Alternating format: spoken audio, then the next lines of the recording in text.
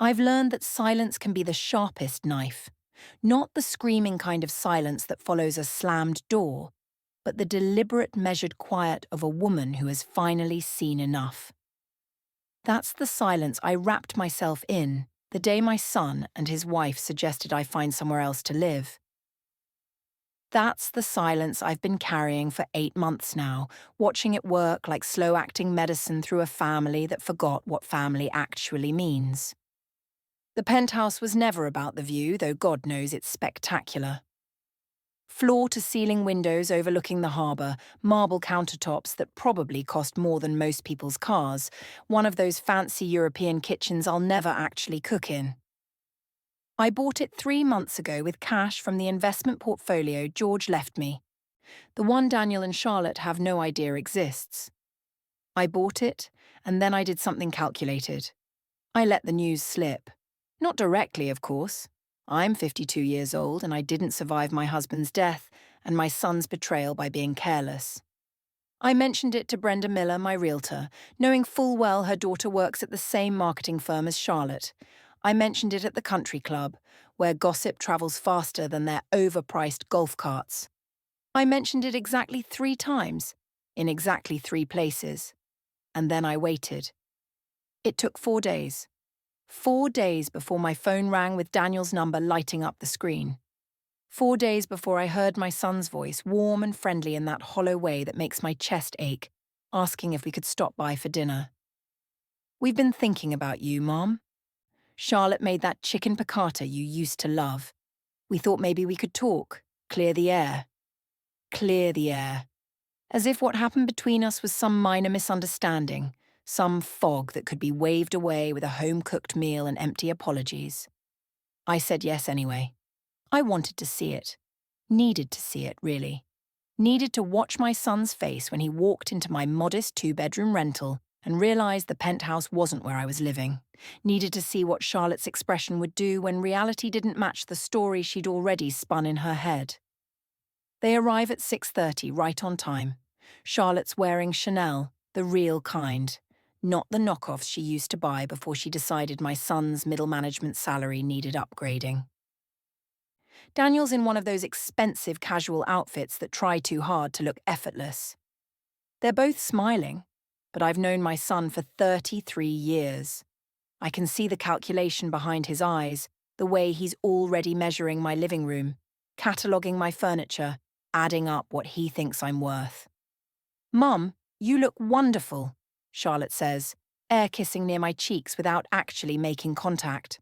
Her perfume is overpowering, something French and floral that probably cost $300 an ounce. "We've missed you so much." "Have you?" It's not a question. I keep my voice level, pleasant even, and gesture toward the small dining table I've set with the good china. The china that used to sit in their dining room, in the house George and I bought, the house they still live in. The house where, 8 months ago, Charlotte suggested I was taking up too much space. We sit. Daniel pours wine like he's performing a ritual, making a show of checking the label, nodding approvingly even though it's a $15 Pinot Grigio from the grocery store down the street. Charlotte's eyes are already wandering, taking in the apartment with barely concealed disappointment. "So," Daniel begins, and I can hear George in his voice, that same cadence my husband used when he was about to negotiate a contract. "We heard some interesting news." I take a sip of wine and wait. This is their show. Let them perform it. Charlotte leans forward, her smile brightening like someone turned up a dimmer switch. "Daniel's mother, you are so sneaky. Buying a penthouse and not telling your own family. We had to hear it from Brenda Miller's daughter, of all people." "Did you?" I set down my glass, watching the wine catch the light from my cheap overhead fixture. "The Harbour View building," Daniel continues. "Top floor. That's serious real estate, Mom. Charlotte and I were talking, and we think it's wonderful, we really do. But that's a lot of space for one person. A lot of upkeep. A lot of security concerns." "Security concerns," I repeat. "Well, you're a woman living alone." Charlotte's hand reaches across the table, stopping just short of touching mine. "In this city, at your age, anything could happen. You could fall. Have a medical emergency? Who would know? Who would help? The concern in her voice is almost convincing. If I hadn't lived through the last 8 months, I might even believe it. We've been thinking, Daniel says. And now his hand joins Charlotte's in that choreographed dance of false intimacy they've perfected. What if we moved in with you? All of us together, like a real family. The penthouse has what? 4 bedrooms. 5. We could take the pressure off you, help with everything. And honestly, this place you're in now, it's not right for you. You deserve better. Charlotte nods enthusiastically. We could all look after each other, share expenses, and think about it, you'd have company. Wouldn't that be wonderful? Coming home to family instead of an empty apartment? I let the silence stretch. Outside, I can hear the muffled sound of my neighbour's television through the thin walls. In the penthouse, the walls are thick enough that you could scream and no one would hear. Funny how isolation works differently depending on how much money you're spending on it. When your father died, I say finally, and both of them freeze at the shift in my tone, I told you I was going to simplify my life. Do you remember what I said, Daniel? My son shifts in his chair. You said you wanted to live more modestly, that you were going to be careful with money. I said I wanted to see what mattered. That's not quite the same thing, is it? Charlotte's smile is starting to look painted on. Well, either way, we're just glad you're being smart with your investments now. The penthouse is a brilliant move. Property values in Harbour View are only going up. They are, I agree. George taught me that. He taught me a lot of things about money, about investments, about the difference between assets and liabilities. I stand up, walk to the small desk in the corner of my living room and pull out a folder I prepared this morning. Inside are printouts, bank statements, property records. 8 months of documentation. I set it on the table between us but don't open it yet. Do you remember what you said to me, Charlotte? That Tuesday afternoon in March? You were making lunch, and I was reading in the living room, and you came in with that tight smile you get when you've already made up your mind about something. Charlotte's face goes carefully blank. I'm sure we've had lots of conversations, Mom. I don't remember any specific. You said the house was feeling cramped, that Daniel's career was taking off and you needed space to entertain properly. That having me there, in my own bedroom, in the house my husband bought, was making things awkward for your dinner parties. Daniel's hand moves to his wine glass. He doesn't drink, just holds it like a shield. You said, I continue, my voice still calm, still level, that perhaps it would be better for everyone if I found my own place, somewhere small, somewhere suited to my new circumstances. Mum, we were concerned about you, Daniel says quickly. After Dad died, you seemed lost. We thought independence might help you heal. You thought independence might help me heal. I repeat his words back to him, tasting each one. Is that why you stopped calling? Why you cancelled our standing Sunday dinners? Why, when I asked if I could borrow your car to get to Dad's grave on his birthday, you said you needed it for a golf tournament?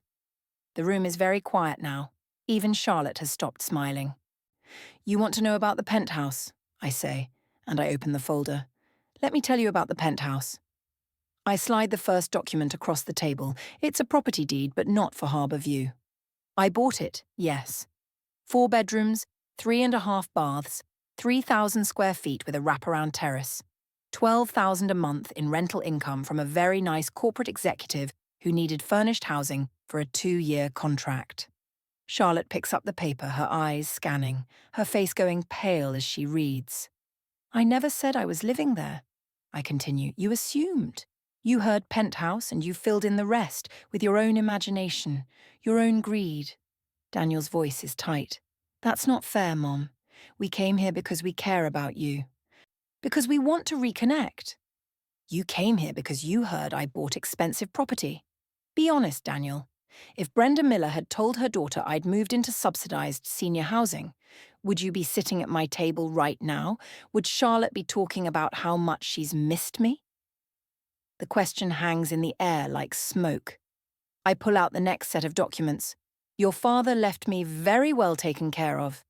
You knew that.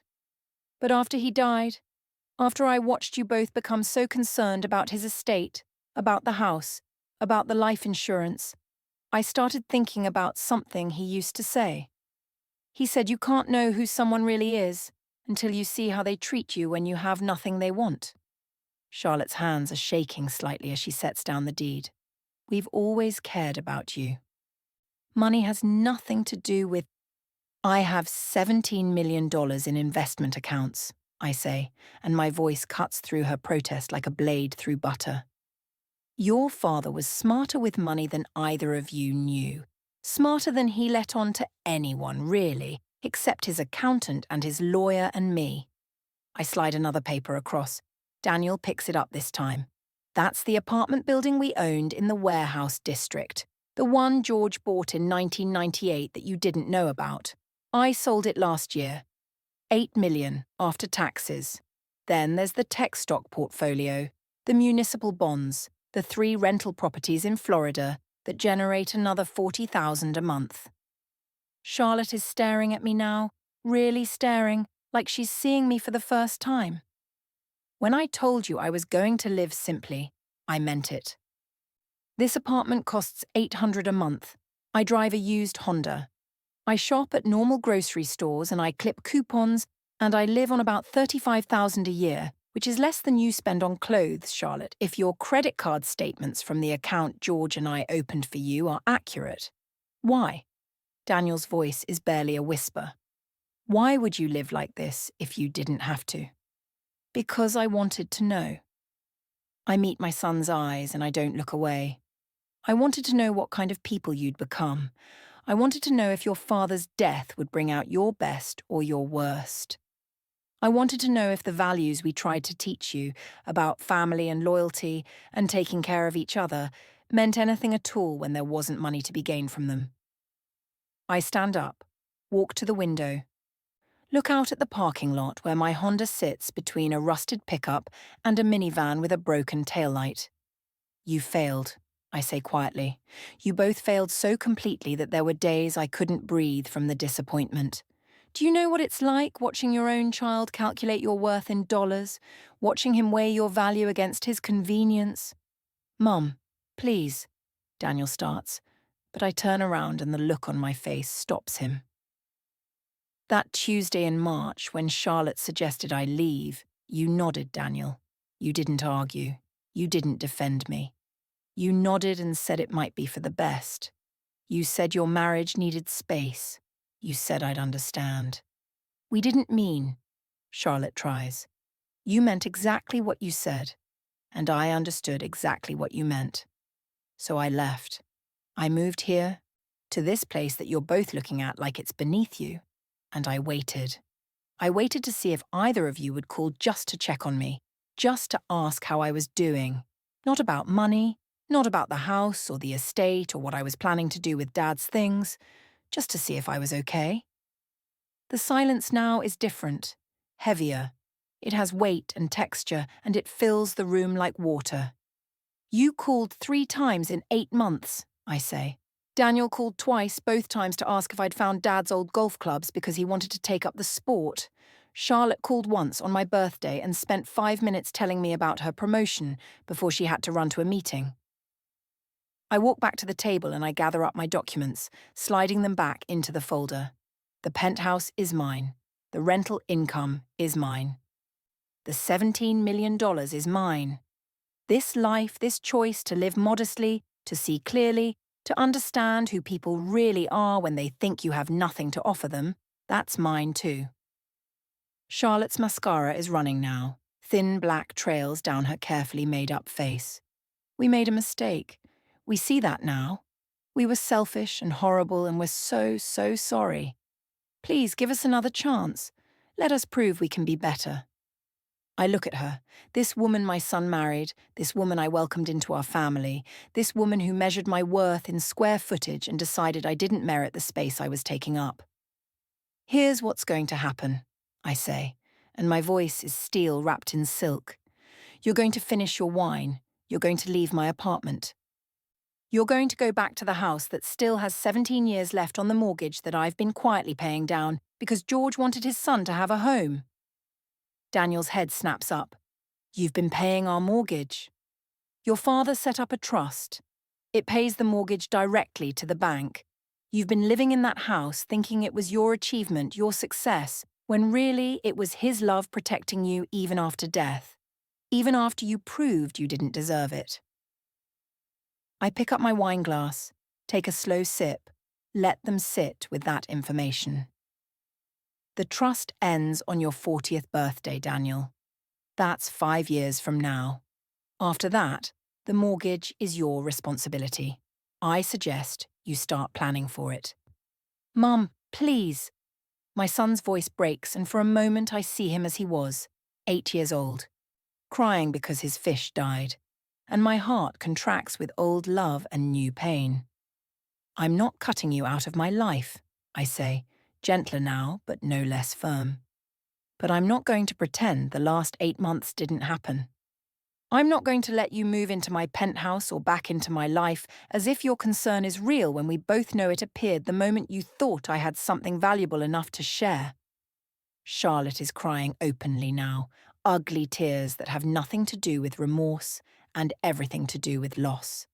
Loss of the fantasy she'd built, the life she'd imagined, the wealth she'd assumed would eventually trickle down to her. I loved your father for 41 years, I tell them. He taught me that real wealth isn't what you have, it's who you are when no one's watching. It's how you treat people who can't do anything for you. It's the character you show when there's no reward for showing it. I walk to the door and open it. You've shown me who you are, both of you, and now I know. Now I can make my decisions with clear eyes and a clear heart. Daniel stands first, moving like a man underwater, slow and disbelieving. Charlotte follows, clutching her designer purse like a life preserver. At the door, Daniel turns. I'm sorry, Mom, I'm so sorry. I don't know what else to say. Then don't say anything. Go home. Think about the choices you've made. Think about the kind of person you want to be. They leave. I close the door behind them and I stand in my small apartment with my cheap furniture and my $800 rent, and I feel richer than I've felt in months. The next morning, I drive to the penthouse. I have a standing appointment with Marcus, my property manager, to review the lease terms with my corporate tenant. The building is beautiful in the early light, all glass and steel and expensive promise. I take the elevator to the top floor, walk through the space that could have been mine, and I feel nothing but satisfaction. This apartment, this asset, this investment, it's working for me. Making money while I sleep, building wealth while I live my small, deliberate life. I meet Marcus in the lobby afterward, sign the papers that need signing, and drive back to my neighbourhood where people know each other's names and share vegetables from their gardens and don't measure worth in square footage. Mrs. Patterson next door waves from her porch. She's 78 and lives on Social Security, and she brings me soup when I have a cold, and she never once asked me what I'm worth. That evening, I get a text from Daniel. Just 3 words. I understand now. I don't respond. Understanding is just the first step. Change takes longer. 3 weeks later, another text. Can we talk? Just talk. No expectations. I think about it for 2 days. Then I reply, Sunday. Coffee. The diner on 4th Street. Noon. He comes alone. No Charlotte, no designer clothes. Just my son in jeans and a sweatshirt, his hair uncombed, his eyes red-rimmed like he hasn't been sleeping. We order coffee and sit across from each other in a booth that's probably older than he is. I've been in therapy, he says. Charlotte and I both, separately and together. I nod. Sip my coffee. Wait. I keep thinking about Dad, Daniel continues, about what he'd say if he could see who I've become. What I did to you. What would he say? My son's laugh is bitter. He'd be ashamed. He'd be so goddamn ashamed. Probably, I agree, because I won't lie to him. Not now. Not after everything. I don't know how to fix this, Daniel says, and his voice cracks. I don't know if I can. You start by being honest, I tell him. With yourself, with Charlotte, with me. You start by figuring out what kind of man you want to be, and then you do the hard work of becoming him. Will you help me? I look at my son, this man who hurt me so deeply, this child I raised to be better than he's been, and I feel something shift in my chest. Not forgiveness, not yet, but maybe the possibility of it. Somewhere down a long road we'll have to walk together. I'll think about it, I say. Keep going to therapy. Keep doing the work. Show me with actions, not words. And maybe eventually we'll find our way back to something that looks like family. He nods, wipes his eyes with the back of his hand like he used to do when he was small. We finish our coffee. We say goodbye. And I drive back to my small apartment in my used Honda, and I feel something I haven't felt in a long time. Hope. Not the naive kind. Not the kind that ignores what happened or pretends it didn't hurt. The kind that understands people can fail and still learn, can break things and still repair them, can lose their way and still find it again, if they're willing to do the work. That night, I sit at my desk and I update my will. The penthouse stays in trust, generating income. The investment accounts get divided among 3 charities doing work George and I always cared about. The Florida properties go to establishing a scholarship fund for first-generation college students. Daniel gets nothing automatic, nothing guaranteed, but there's a provision. If he can show over 5 years that he's become the kind of man his father hoped he'd be, if he can demonstrate real change, real growth, real understanding of what matters, then he gets something worth more than money. He gets to be part of distributing the charitable funds, part of choosing the scholarship recipients, part of carrying on the legacy his father built, not through wealth, but through character. It's not mercy, it's not cruelty either. It's truth. The truth that real inheritance isn't what you leave behind. It's who you raise up, what you teach, the values you pass on. And if those values didn't take the first time, maybe, just maybe, they can take the second. I sleep well that night, better than I have in months, because I've learned the most important lesson George ever taught me. You can't know what something's worth until you're willing to lose it. I was willing to lose my son to find out who he really was. And now, maybe, I've created the space for him to find out too. The penthouse sits empty of me, full of someone else's dreams, making money while I sleep in my small bed, in my small apartment, in my deliberately small life. And I've never felt wealthier, because I know the truth now. The truth about the human heart and what it costs to test it. The price is high, but knowing is worth every penny.